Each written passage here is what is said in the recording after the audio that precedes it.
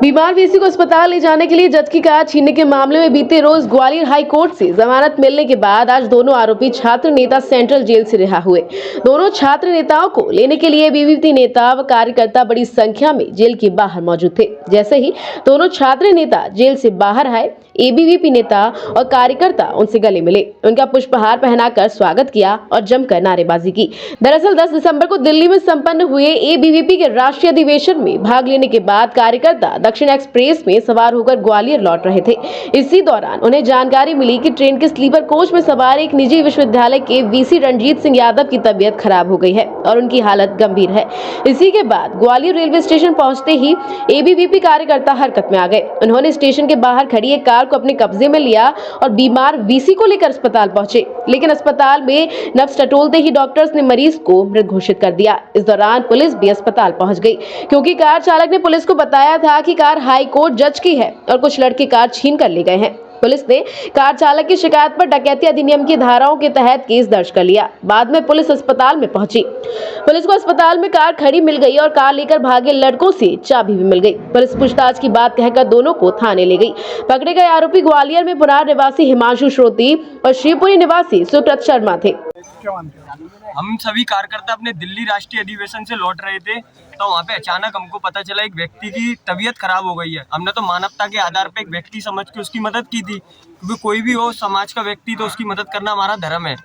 तो उसके बाद हमने देखा कि उनको स्टेशन पे जब हमने उतारा तो वहाँ पे आसपास के स्टेशन मास्टर, जिनको हमने बोला कि उसकी मदद के लिए गाड़ी की व्यवस्था कराएं, कुछ भी चेकअप के लिए किसी को बुलाएं, तो किसी के माध्यम से वहाँ पे 10 से 15 मिनट हो चुके थे पर कोई भी ना गाड़ी आई। और उनके माध्यम से ये बोला गया हमसे कि यहाँ पे कोई गाड़ी है ना कोई व्यवस्था है, मतलब आरपीएफ पुलिस है, उनके 2 स्टार टीआई वगैरह आसपास खड़े हैं, पर ये कह रहे हैं हमारे पास गाड़ी नहीं है। पर उसके बाद हम बाहर गए, जब देखा हमने कि एम्बुलेंस आई नहीं थी, तो एक वाइट कलर की गाड़ी खड़ी हुई थी, पर हमको ये नहीं पता था वो मजिस्ट्रेट की गाड़ी है।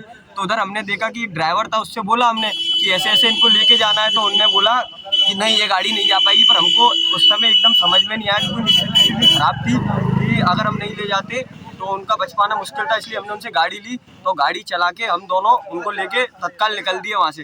फिर उसके बाद देखा गया, बस हमको एक चीज़ का खेद रह गया कि हम उनकी जान नहीं बचा सके, क्योंकि अगर 10 मिनट पहले एम्बुलेंस आ जाती तो उनकी जान बच जाती। फिर उसके बाद पुलिस प्रशासन द्वारा हम पे केस लाद दिया जाता है और हम पे डकैती का मुकदमा दर्ज कर दिया जाता है और 14 घंटे में हमारी गिरफ्तारी, हमको बात करने के लिए बुलाया गया और गिरफ्तारी कर ली जाती है, हमको जेल भेज दिया जाता है। और कई केस जैसे हम देख रहे हैं, कई आपराधिक केस डले हुए हैं, पर अभी तक उन अपराधियों पे ध्यान नहीं दिया जा रहा। पर हम छात्रों पे अचानक केस डाल दिया जाए, ना उसकी जांच होती है ना कुछ होता है। फिर उसके बाद हमने देखा कि जब विद्यार्थी परिषद की छात्र शक्ति और प्रदेश भर से जब जनमानस सड़क पर उतरता है, फिर न्यायालय में केस जाता है, वहाँ पे याचिका लगती है, तो जो न्यायालय होता है वो न्याय मंदिर होता है, वहाँ पे सत्य की जीत होती है। तो हम न्यायपालिका को भी उसके आदेश को स्वागत योग मानते हैं, उनका भी धन्यवाद करते हैं, उन्होंने सत्य की जीत का साथ दिया है। आपके लिए जिन लोगों ने मुहिम छोड़ी उनके लिए क्या कहना चाहते हैं? ये विद्यार्थी परिषद के कार्यकर्ता की जीत है, हमारी जीत नहीं है, क्योंकि अगर हमारी जगह और कोई विद्यार्थी परिषद का कार्यकर्ता होता तो वो भी उसकी मदद करता, क्योंकि विद्यार्थी परिषद में जब विद्यार्थी परिषद में कार्यकर्ता काम करने जाता है तो उसको ये संस्कार दिए जाते हैं कि जो समाज में काम करते हैं, समाज हमारे लिए परिवार है। तो अगर मेरी जगह या सुकृत जी की जगह कोई और भी होता तो वो भी उसकी मदद करता मानवता के नाते। आप जेल